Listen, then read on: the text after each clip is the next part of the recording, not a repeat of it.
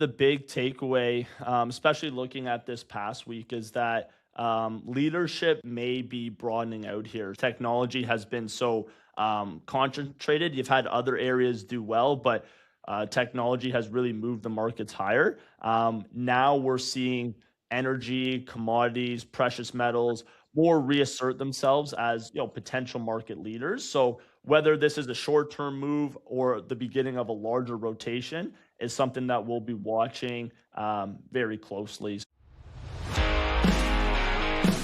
This is the Realize Your Wealth podcast by Aretec Wealth. We want you to be wealthy. We want you to feel wealthy. We want you to realize your wealth. All right, here we go. We are back for another podcast. It's Friday. Will is having a well-deserved day off, so that means we got Roman in the saddle. Roman, always good to have you on the podcast. How have you been? How's the summer been treating you? Awesome and happy to be here. Summer's been great. I mean, we've got some nice weather. I think that the smoke's finally cleared out a little bit here in Toronto now. At least, and trying to get out golfing as much as possible, and here in the office with you as well for a big part of it. But happy to be here. Happy that Will got the chance to take the day off, and looking forward to this podcast. Yeah, you were. So we were golfing a few weeks ago. So I'm the worst out of everyone. Will's probably better. Well, Will's definitely better than me. And Roman, you're probably the best. I'd say overall. Well, that's I mean, it's a work in progress for sure. So Yeah. I mean, I think we could all use a little bit of work, but it's great that we got to get out for a round and just spend some time out on the course. Yeah, absolutely. You got to get one of the Aretec golf shirts. Will got one, I got one, so we got to get you one here. So, anyways, all good. But yeah, excited to have you on the podcast, Roman, and looking forward to kind of getting into things today. Awesome. Yeah, I mean, we could probably just start with something simple. I mean, lots going on out there, lots to unpack. But maybe just speak to investors and clients about what's going on, what's happened in markets this past week. Yeah, so this week, I mean, on the whole, I would say this week it really did feel like a continuation of a trend that we've been discussing for months, which is really this idea that technology is starting to just show some cracks here, while commodities, energy, precious metals are really kind of reassert themselves and regain some leadership. We're recording this on Friday morning before the markets open, but to give you an idea, like yesterday wasn't a great day for just about anything. But when we look on the week, technology has been a little bit softer, where more of the traditional value-oriented businesses have done quite well. Commodities in general have shown some strength and leadership here, which has been good to see. But overall, I would just say we've just seen these two trends and themes develop, which is sell-off in technology stocks and the growthier areas of the market, and then seeing this rebound in commodities. So on the whole, I would say July has been uncharacteristically a little bit more volatile than it usually is. That's obviously continued into this week, and there's a lot of factors driving that, from inflation, interest rates, energy prices, and obviously this war that we've seen really kind of flare up again over the last few weeks. So all that to say, a little bit of a softer week, but volatility is still here with us as we move through the summer.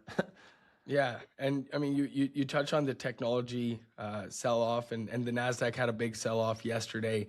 I think a lot of investors are wondering, is this a pullback or the start of a bigger rotation out of tech?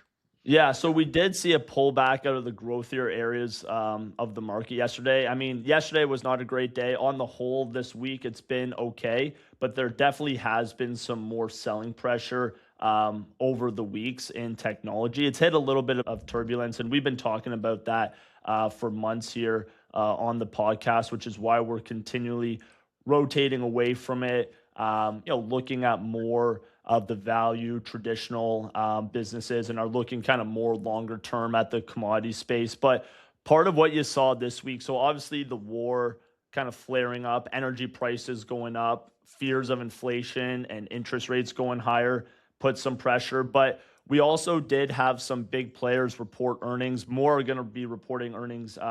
But to give you an idea, this year we had Tesla report weaker earnings. Their stock was down 14% yesterday.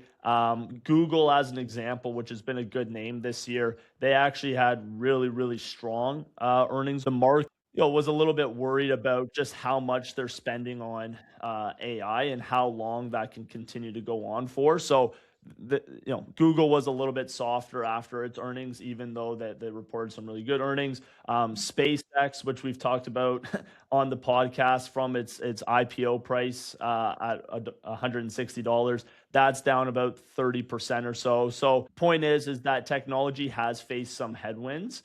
Here, you've also had some downgrades in names like Adobe and Salesforce. So the software stocks haven't done as well this year, and that's continued into this week. So overall, a softer week for technology. I think it was a combination of what's going on, kind of bigger picture geopolitically, with inflation and interest rates, but also some of the earnings are coming in, and the market just has really, really high expectations. And if the earnings aren't exactly what the market's anticipating, then you're going to see some volatility, which is mainly what we've seen here this week. Makes sense. And I mean, with the technology struggles that we've seen this week, and just with the volatility in that space, I think a lot of clients and investors are wondering, what is working out there, and what are you seeing? What sectors, what areas of the market are you looking to rotate towards? Yeah, so I would say this week in general, commodities were much stronger. Admittedly, they've been a little bit under pressure over the last few weeks or so, but they're really, at least this week, starting to reassert themselves and show some leadership. You had energy make a pretty significant move higher. A lot of that having to do with renewed tensions in the Middle East. It's obviously that conflict has obviously escalated again, and markets are beginning to price in higher levels of geopolitical risk, which is something that we saw earlier this year. And then, when you look at what's going on, both sides have effectively ripped up that memorandum of understanding that was signed maybe a month or two ago that helped send markets higher, but also cooled energy prices. So the inverse has started to happen here. Gold, as an example, did see a pretty good bounce this week. It did sell off yesterday, along with the whole market, but you saw gold bounce pretty hard off of what could be a support line around $4,000 an ounce. Bullion was up, but we also saw the miners make a pretty significant move. So you have, the Agnicos of the world, the Barricks, some of the larger cap players make a pretty significant move. So all that to say, all things considered, commodities did hold up pretty well against the broader market, which, it's a theme that we've been discussing this year on the podcast, and we've kind of start to see play out, especially this week. Yeah, that's a great summary, and I think you touched on the war in the Middle East, how it's flared up, how tensions are sort of on the rise again, and I mean, what other implications does it have on the market, on client portfolios? Yeah, it's a good question. So, I mean, I would say the biggest one that we just talked about is commodity prices. So, obviously, we've seen energy prices spike, which we have pretty good exposure to. And I think Will mentioned it. That's somewhere that we've been continually adding to the portfolio, especially on the pullbacks. But you've seen energy prices go up. One interesting thing beneath the surface that maybe isn't getting as much headline attention, but is something that we're watching, is that bond yields over the last week or so have moved quite a bit higher. So if you look at the U.S. 10-year, or you look at the 30-year, that has pretty big implications, because that's how debt is serviced, the interest rate, that's how mortgages are priced. So they have pretty wide spreading implications, and those bond yields have moved up, which is basically the market's way of saying it's concerned about inflation given the renewed war. Rates are potentially going to need to stay higher for longer, or they may actually need to go higher. And as it stands now, it doesn't look like there's going to be any rate cuts here for 2026, and that's off the table. So that's just an interesting development, I'd say, beneath the surface, is that you've had bond yields kind of continue to creep up, which is basically a way to interpret that is that inflation, the market's worried about inflation, and that rates just may need to stay elevated to combat that. Yeah, and then I guess if rates do go higher for longer, I mean, how does that impact the market? And then, how does that impact client portfolios here at Aretec? Yeah, so I'd say it's probably a little hard to say. I mean, there's definitely been periods of time where rates have been going up, and the markets have held up pretty well. But in general, I would say it's definitely going to be a headwind.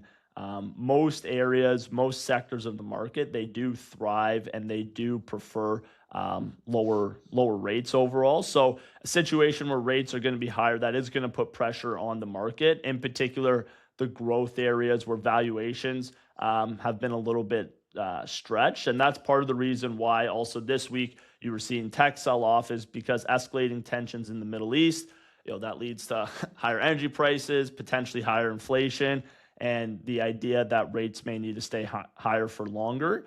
The other thing also, which I know we've talked about on the podcast before and Will's brought up a few times, is that the market is very heavily concentrated in a handful of technology stocks. So if rates stay elevated, those are the exact companies whose valuations tend to feel the most pressure overall. So that's one of the reasons why we've been emphasizing energy, commodities, traditional, more value-oriented businesses overall. So, we still do have tech exposure. We have obviously throughout the course of the year been lightening up on it because the reason we do have it is it has been the number one sector. It has been driving a lot of returns, but we're continually looking to add and looking for opportunities that are maybe a little bit more resilient to some of these growth stocks that might be more susceptible to higher rates overall. Makes sense. And I think we've talked a lot about, what's happened this week, what's going on in markets right now. If we look out to next week or the next couple of weeks, what should investors be looking out for and what potential moves might we make to get ahead and stay on top of things for clients?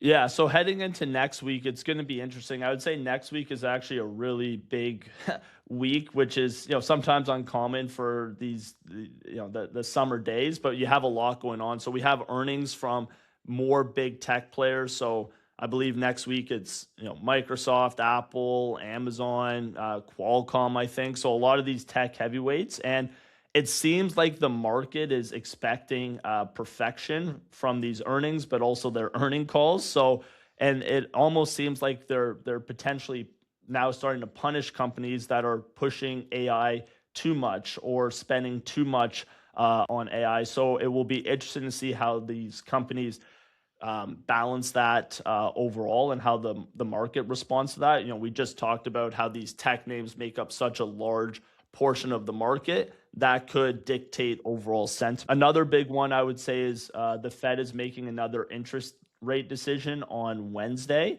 I think the market is largely pricing in that the Fed is going to hold interest rates steady, but probably what will be more interesting is just kind of the tone and the rhetoric around inflation and combating that.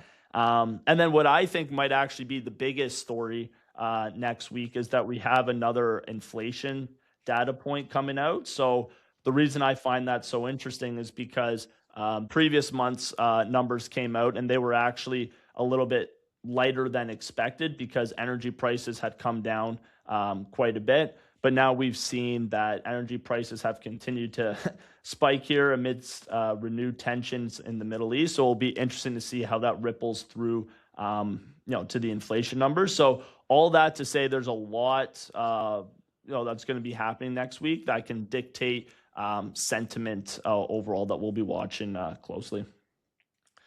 That makes sense. And I think there's, headwinds in the technology space, and we have the war in the Middle East picking up again. Lots of news coming out next week that could affect the market. We're looking at, inflation. We're looking at interest rates. Of everything we've talked about, what would you say is the the main thing that investors should take away from this podcast and should take away from our conversation today? Yeah, so I would say maybe the big takeaway, especially looking at this past week, is that leadership may be broadening out here. Technology has been so concentrated. You've had other areas do well, but technology has really moved the markets higher. Now we're seeing energy, commodities, precious metals more reassert themselves as potential market leaders. So whether this is a short-term move or the beginning of a larger rotation is something that we'll be watching very closely. So all that to say, I don't think this noise, I don't think this volatility is going away anytime soon. But our job here is to manage and govern the portfolio accordingly. We're keeping our finger on the pulse. We're watching things as we move through the summer. And with that, we want you to be wealthy. We want you to feel wealthy. We want you to realize your wealth. So appreciate you tuning in. Have a great weekend, everyone, and look forward to seeing everyone next week.